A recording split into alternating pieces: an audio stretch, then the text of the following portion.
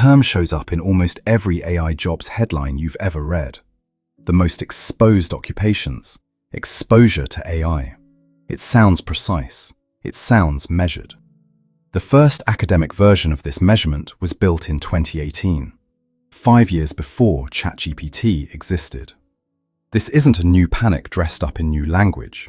It's an old research question that got a lot more urgent. And almost nobody explaining the headlines tells you how the number was actually built, or what it can't tell you. This is the frontier economy. Let's look at what the data actually shows.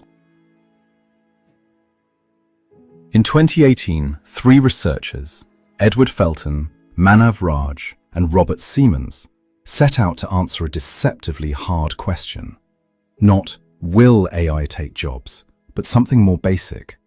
How do you even measure which jobs are touched by AI at all? Their method, refined in 2021, works in 2 steps.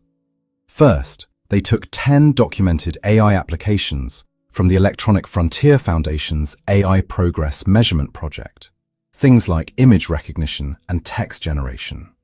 Second, they paid crowd workers on Amazon's Mechanical Turk to rate how related each of those AI applications is to 52 workplace abilities defined by the Labor Department's ONET database.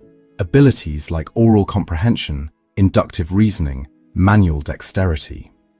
Multiply it out, aggregate it up to the occupation level, and you get a score. They called it the AI Occupational Exposure Index. On their scale, the lowest exposed occupation is dancers. The highest is genetic counselors. The same underlying method also produces industry-level and county-level versions of the same score, which is why you'll sometimes see AI exposure discussed by industry or by region, not just by individual job title. It's the same crowdsourced relatedness data, aggregated a different way. Here's the part that deserves more attention than it gets. Felton, Raj, and Siemens built their index by asking crowd workers to rate abstract relatedness.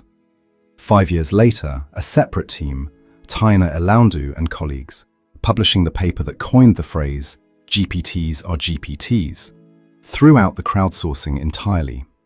They had actual language models attempt real occupational tasks and measured performance directly. Completely different method.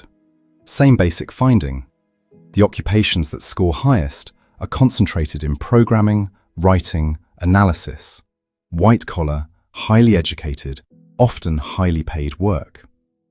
A third team at the International Monetary Fund took Felton's original measure and asked a different question with it.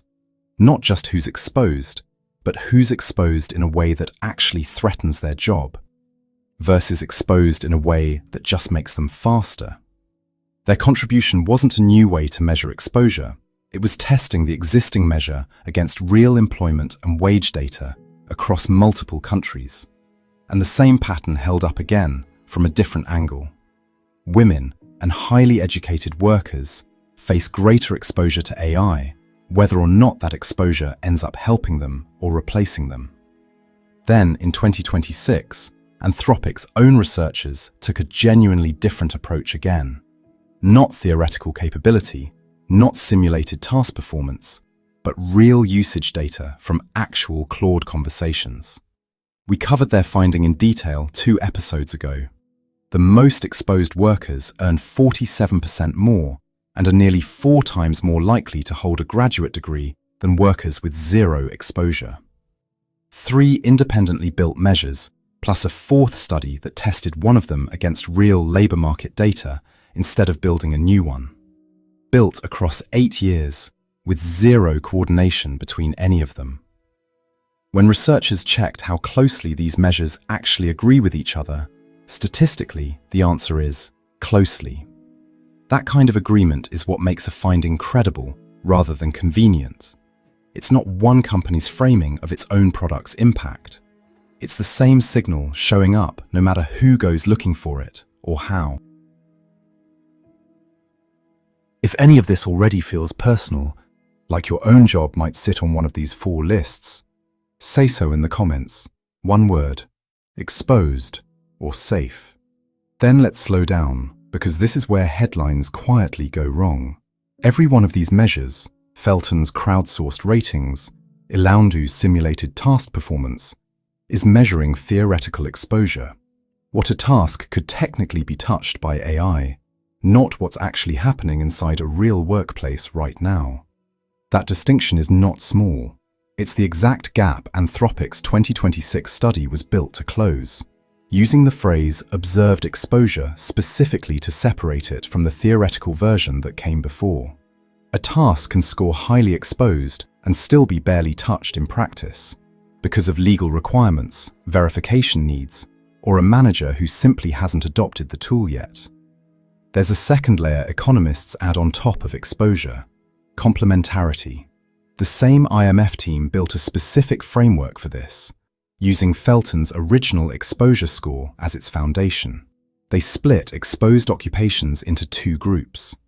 High exposure, low complementarity means AI mostly substitutes for what a person does. High exposure, high complementarity means AI mostly makes an existing worker faster or more capable. A job can be highly exposed and still relatively safe if it falls in the second group. A job can be moderately exposed and still at real risk if it falls in the first. This isn't an abstract distinction. In US regions where AI adoption grew fastest, the IMF found hiring for high exposure, low complementarity roles slowed measurably relative to otherwise similar high exposure jobs, where AI acted more like a helper than a replacement. A real but modest gap, on the order of a few tenths of a percentage point in vacancy share and a few percentage points in hiring growth. Small on paper, but consistent with the broader pattern the same researchers found across multiple countries. There's a mobility story in the data too. College-educated workers in the US and UK frequently moved from the riskier category into the safer one over time. Evidence that education doesn't just predict who's exposed, it predicts who's able to move within that exposure. So when you see a headline citing an exposure score, the honest question isn't, is this number real? It almost certainly is.